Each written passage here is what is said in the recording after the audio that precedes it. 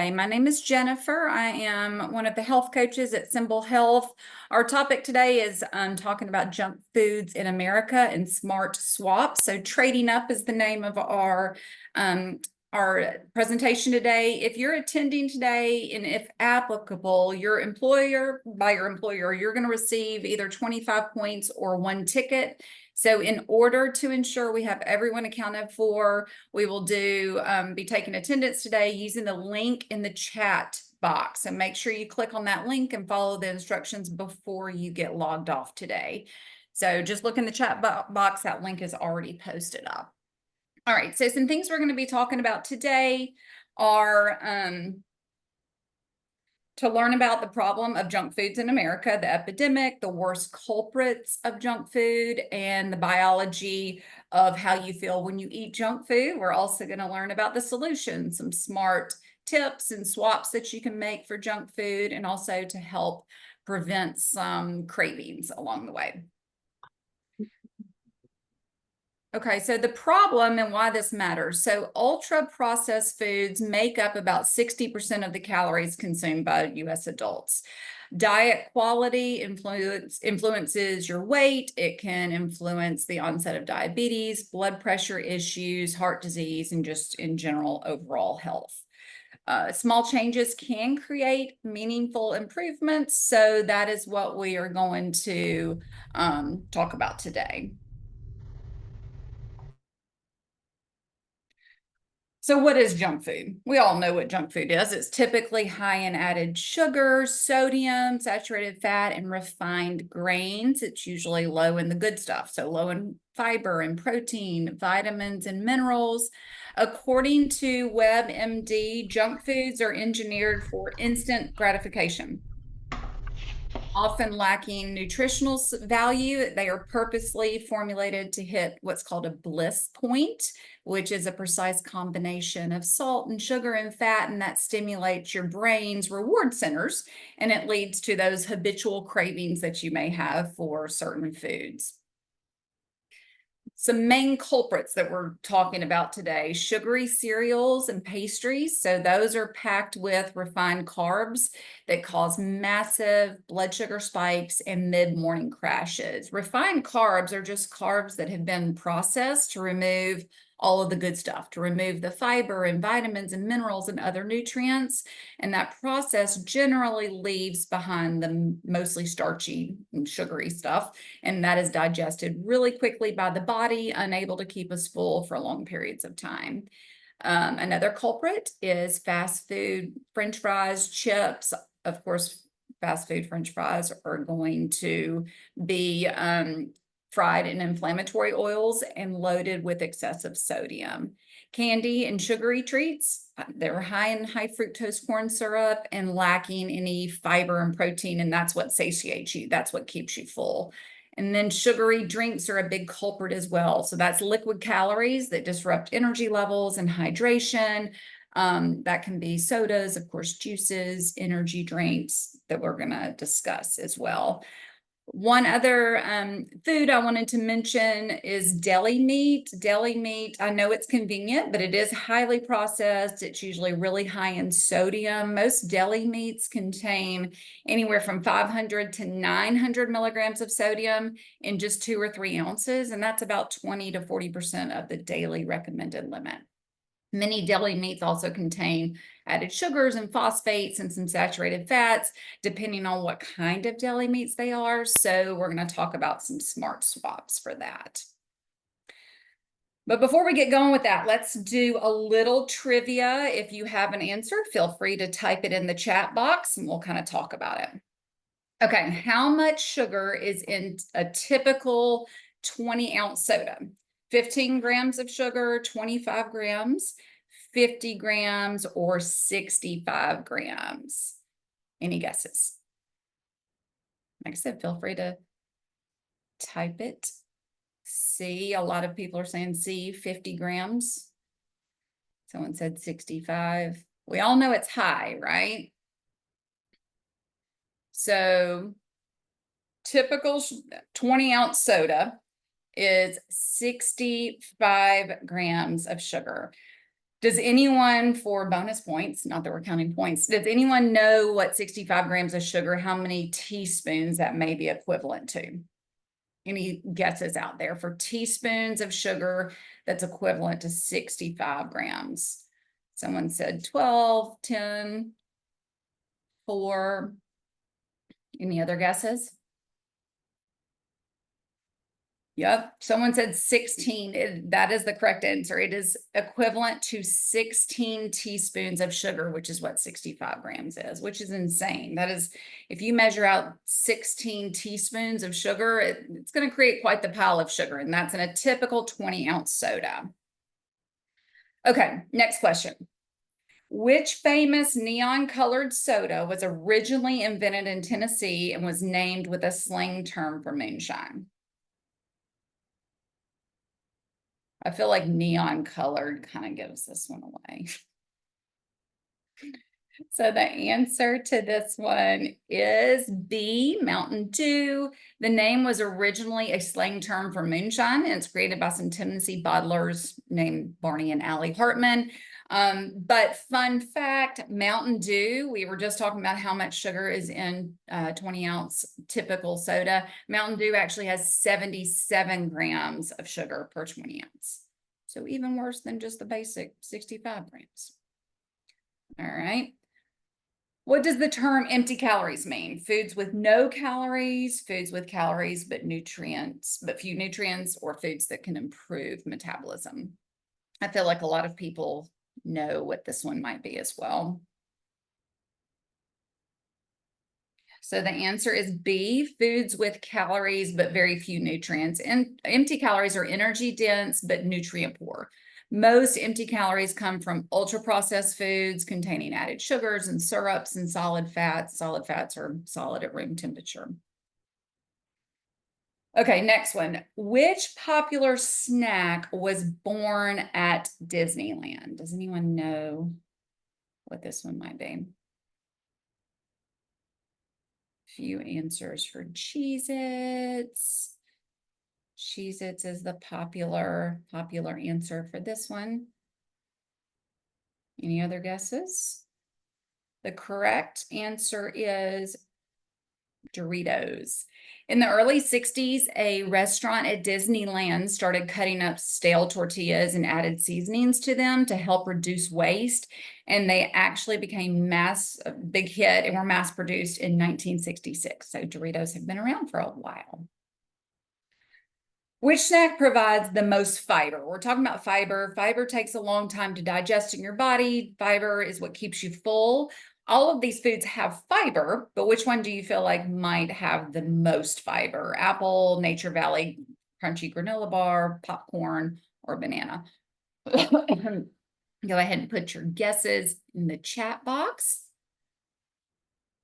And this one might be an easy one as well. But if you said an apple is the one out of all of those that contain the most fiber. So an apple contains about 4.4 grams of fiber. There's 3.6 grams of fiber in 3 cups of air pop popcorn. There's 3.1 grams of fiber in a banana and 2 grams of fiber in just a standard granola bar. So they all have fiber in a decent amount, but an apple just happens to have the most. Okay, so let's talk about the impact on your health that these foods have, which you may already know, but there's 2 things that we want to focus on, the junk cycle and the fuel cycle. The junk cycle is consuming high sugar foods, low fiber foods that cause a rapid spike in blood sugar, followed by a sharp drop in blood sugar, like if you were to eat a candy bar. If you eat those types of foods, it manifests into brain fog, irritability, fatigue, and it can cause more cravings during the day.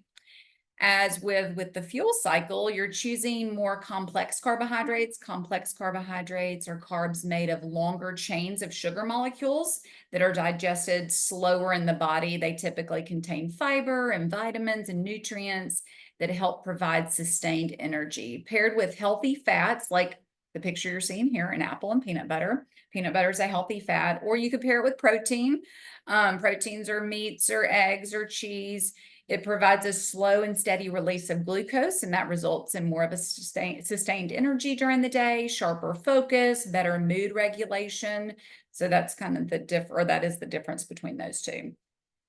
So what's the solution, right? We want to switch out of that junk cycle and we want to move to a fuel cycle. So what are our swaps? That's what we want to talk about next. So the first thing that we mentioned was talking about the breakfast foods, the sugary processed foods, the donuts, the Pop-Tarts. Breakfast, I feel like I wanted to make a slide on this because I feel like for a lot of people, it's a hard meal of the day. You're running out the door, you want something easy, you want something quick, but you also want something filling. So breakfast high in refined sugar sets you up for failure before your work day or your typical day begins. They lack protein, fiber, that are also those proteins and fibers keep you full during the day.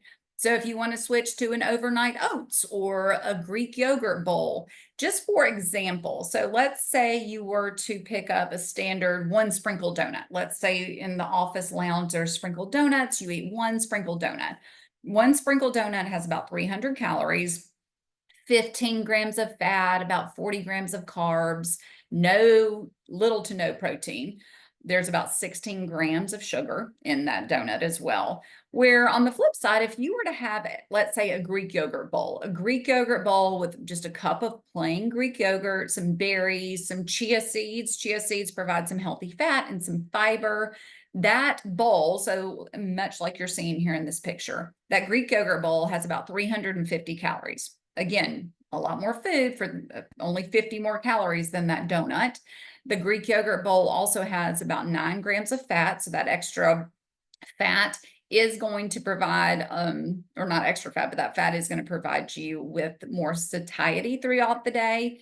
This has about 15 grams of fiber. So again, it's going to digest really slowly. The donut only has 1 gram of fiber.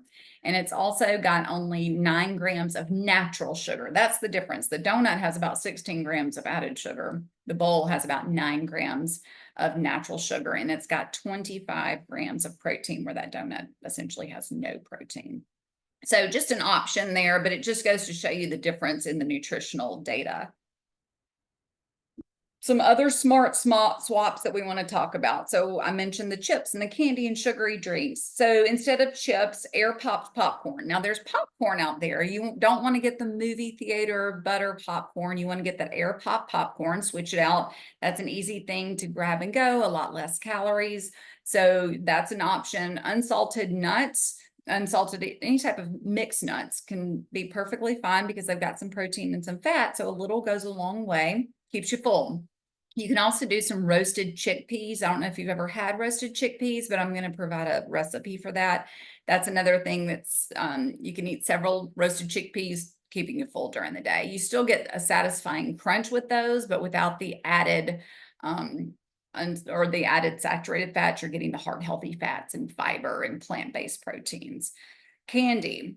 So candy switches, these don't sound very fun initially. Dates and apricots, peanut butter energy bites. But if you crave sugar, reach for naturally sweet dried fruits like dried apricots or dates. Even with these dried apricots and dates, you can melt a little dark chocolate and dip half of your apricot, let's say, in some dark chocolate and let it sit in the fridge. And that can be a sweet treat for you. Dark chocolate actually provides some antioxidants and some probiotics.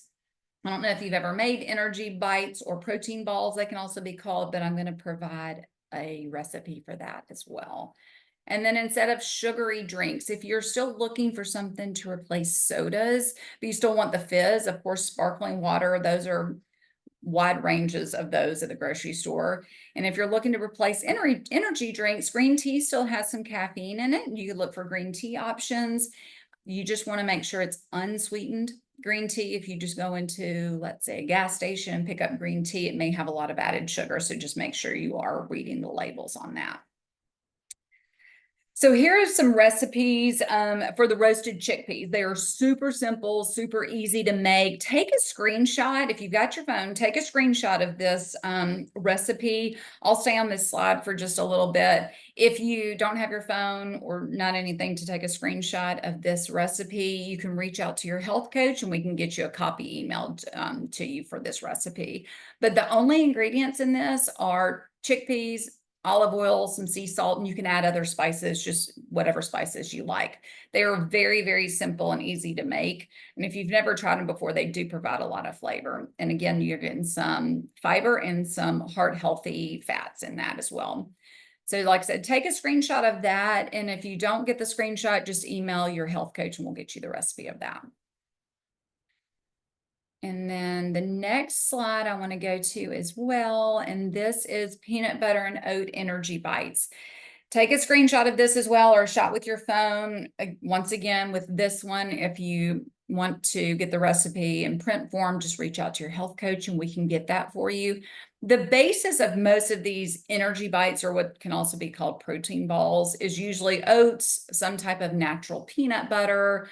Then people add different things to them, whether it's sunflower seeds, it might be some different types of dried fruits, it might be some dark chocolate chips, but these are super simple, super easy to make, and they stay in an airtight container for up to 2 weeks. So they're really simple, and they're sweet enough and rich enough where you're getting those good, healthy, heart healthy fats that keep you really full. Since we talked a little bit about the deli meat, some smart swaps for that. I know that deli meat is super convenient, so it can come at a cost. Of course, choosing fresh and minimally processed proteins most of the time. Just reserve the processed deli meats for only occasional use instead of every day, but you can swap out roasted turkey or chicken breast cooked at home, even just plain grilled chicken breast. You can actually use canned low sodium chicken. That's got a lot less sodium than getting the deli meats, and also a lot less preservatives. If you are going to buy deli meats, I do recommend buying it at the counter with a few less preservatives, but they've still got some. I just want you to choose the low sodium versions. You could also try no meat if you wanted a sandwich. Try to replace the meat with smashed avocado, which is again a great heart healthy fat, or some type of hummus, but still make it filling. So let's talk just a little bit about sugar. Is the big thing that people tend to crave, right? So we want to talk about some things that you can do to help some of those sugar cravings. We want to make sure we're sustaining your energy, fueling your body with that proper nutrition, and stress also plays a role in some sugar cravings. So number one, let's talk about a little sustained energy.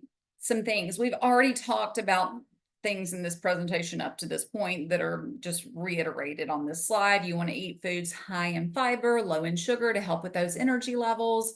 They, again, take a long time to digest in the body, so they're really helpful for keeping you full. You want to eat foods high in B vitamins. B vitamins are great for energy levels, and you can get what you need in foods like your dark leafy greens, animal protein like chicken and ground beef, dairy, eggs, beans. They all contain B vitamins.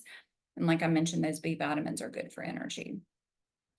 You want to fuel your body. So again, we've mentioned eating enough protein. Protein comes mainly from meats and eggs and seafood and fish, cheeses, seeds, beans all have a great amount of protein.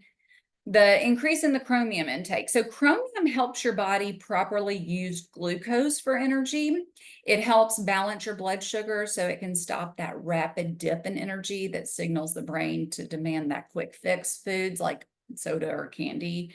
You can get chromium from chicken, from eggs contain chromium, spinach, apple, bananas are just a few of the foods that contain chromium. So just make sure you're getting enough of that throughout the day.